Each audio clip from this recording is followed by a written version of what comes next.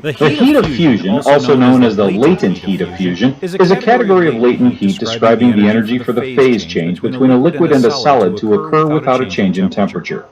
To fully grasp this concept, let's first review latent heat. Latent heat is the heat per mass unit required for a phase change to occur. Think about what happens when you add ice and cold soda to a glass. Because the soda is warmer than 0 degrees Celsius, the melting point of ice, we would expect that the heat from the slightly warmer soda would melt the ice in the glass. However, you've probably noticed that when you add ice to an already cold drink, only some of the ice melts, not all of it. This is because the soda does not contain enough energy as heat to overcome the latent heat of fusion of the ice. We'll revisit this problem with some calculations later in the lesson. When you combine ice at 0 degrees Celsius and cold soda at a temperature above 0 degrees Celsius, the heat from the soda will continue to melt the ice until both reach an equilibrium temperature.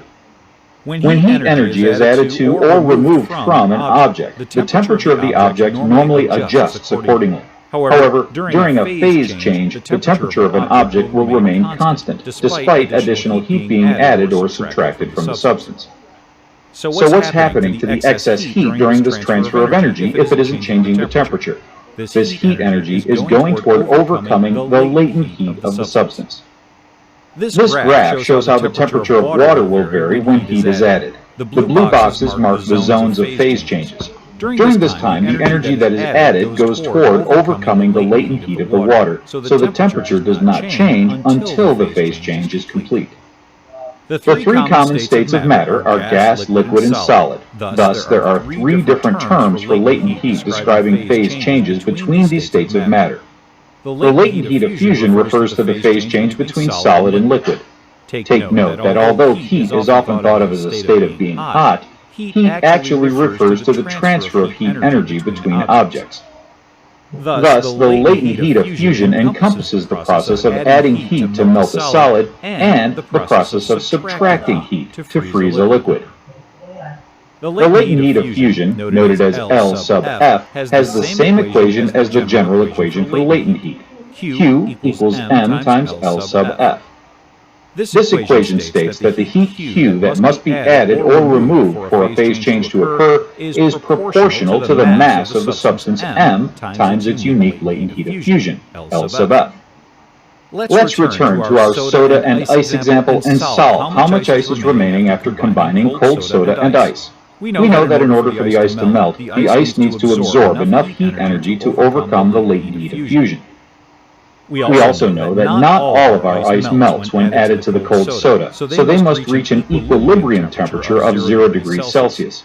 Let's assume our soda and ice are a perfectly isolated system, meaning that it doesn't receive or lose any heat from the glass or its surroundings. So the only source of heat to melt the ice would be the cold soda.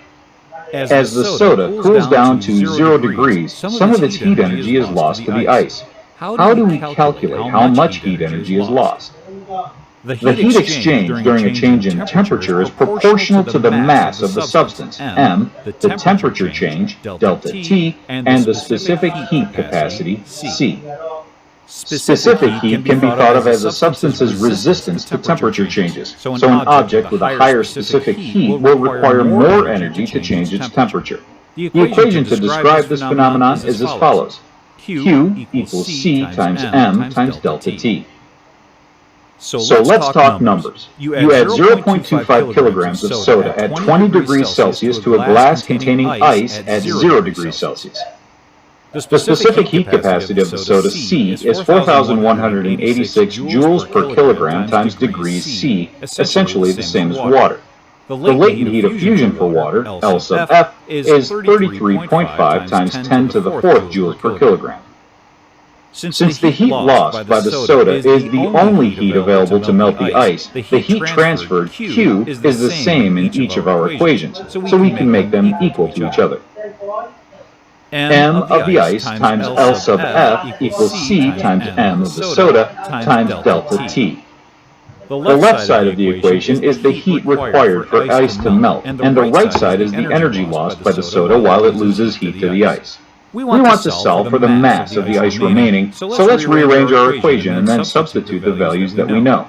M of the ice equals C times M of the soda times delta T divided by L sub F.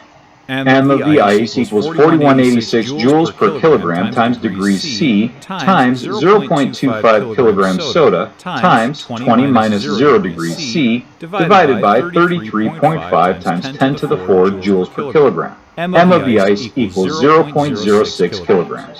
Thus, 0.06 kilograms of ice has melted in order to drop the temperature of the soda down to 0 degrees Celsius.